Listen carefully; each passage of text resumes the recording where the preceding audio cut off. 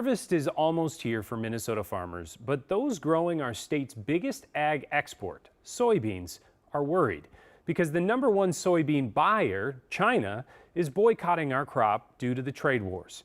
Reporter Joe McCoy says the situation is now so dire that farmers are asking for help.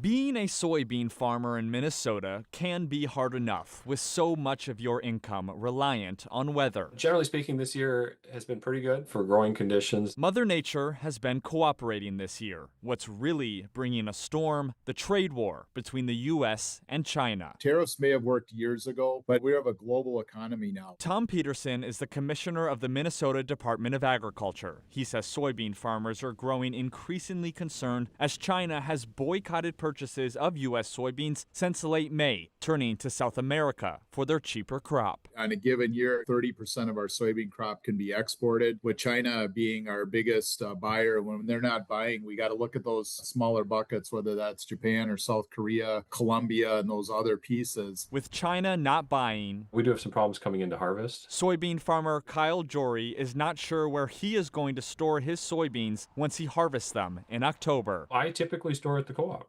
And what's the challenge is that when I called the co-op and they said, well, it's going to be tight, I needed to come up with some backup plans this year. In order to sell some product, farmers are dropping their prices, cutting into their already marginal profits. Last year sales were pushing over $10 for us, at least cash sales were. This year we're looking at maybe an 880 roughly where I am. During the 2018 U.S.-China trade war, farmers ended up receiving a $23 billion bailout from the federal government. This week, Minnesota farmers were in the nation's capital pleading again for a bailout. No farmer wants to get a payment, but with tariffs and with other things going on, I think it's something that we should look at. The average age of the farmer in the United States is 60 years plus. So, we cannot lose any more young farmers. Bob Worth is a director on the American Soybean Association. Are you worried that in the next few years, young farmers could simply be priced out of the business? You bet I am. They don't have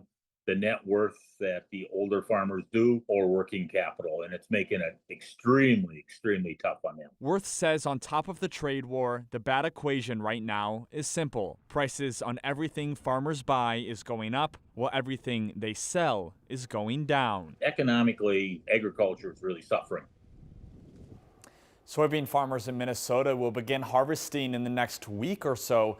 Now, in 2024, soybeans earned Minnesota nearly $3.3 billion in agricultural sales, so it's certainly going to be very interesting to see what that number is this year. Kent. Exactly, Joe. Now, you mentioned that weather has been generally on the farmer's side, at least in Minnesota this year. Has that at least helped a little bit here? Yeah, the good crop is really the saving grace here, because if we had the farmers I was talking to told me that if we had a bad crop on top of China right now boycotting U.S. soybeans, that really could have been a devastating situation. So hopefully there's a good enough crop that can kind of keep them afloat this year.